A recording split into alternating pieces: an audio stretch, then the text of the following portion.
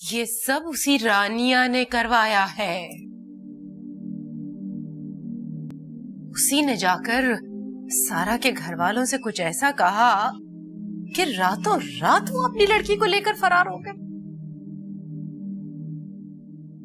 ورنہ میں بھی سوچوں کہ جس لڑکی کی ماں شام تک اتاولی ہوئی چلی جا رہی تھی، وہ کیسے راتوں رات دروازے پہ تالا مار کے اپنی بچی کو لے کر اور چلے گئے.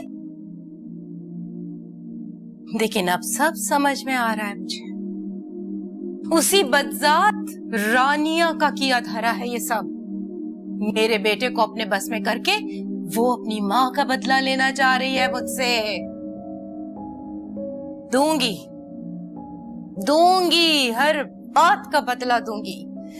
جمشید حبیب کو سامنے بٹھا کر یہ سب بتاؤں گی اس کو کہ کس طرح اس کی ماں بیوہ ہو کر اپنے 2 بچوں کے ساتھ میرے بھائی کے گلے پڑ رہی تھی. بے شرم، بے حیا عورت. 4 سال چھوٹا تھا میرا بھائی اس سے، 4 سال. پھر بھی کالے علم کرا کرا کے اس نے جادو ٹونا کرا کرا کے اپنا مقصد پورا کیا. کورٹ میرج کرنے پہنچ گیا تھا وہ تو. میں نے بچایا اپنے بھائی کو. پہنچ گئی وہاں اور دھکے دے دے کر اسے نکلوایا تھا میں نے محلے سے.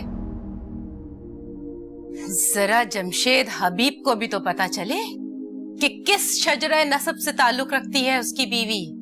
یہ بات سننے کے بعد دھکے مار مار کے نکالے گا وہ اپنی بیوی کو اس کی ماں کی طرح، اور ساتھ اپنی بیٹی کو بھی.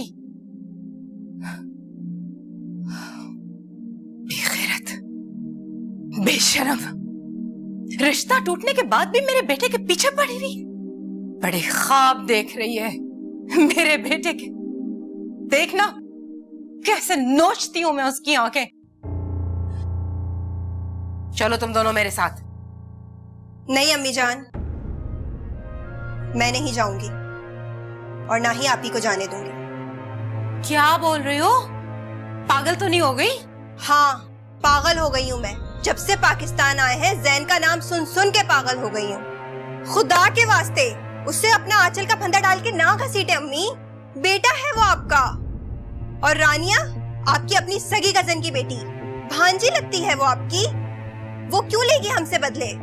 بقول آپ کے تو آج آپ ہی نے ہسٹری کھولی نا، اور وہ تو اس وقت اپنی ماں کی گود میں تھی. تو اسے کون بتائے گا امی؟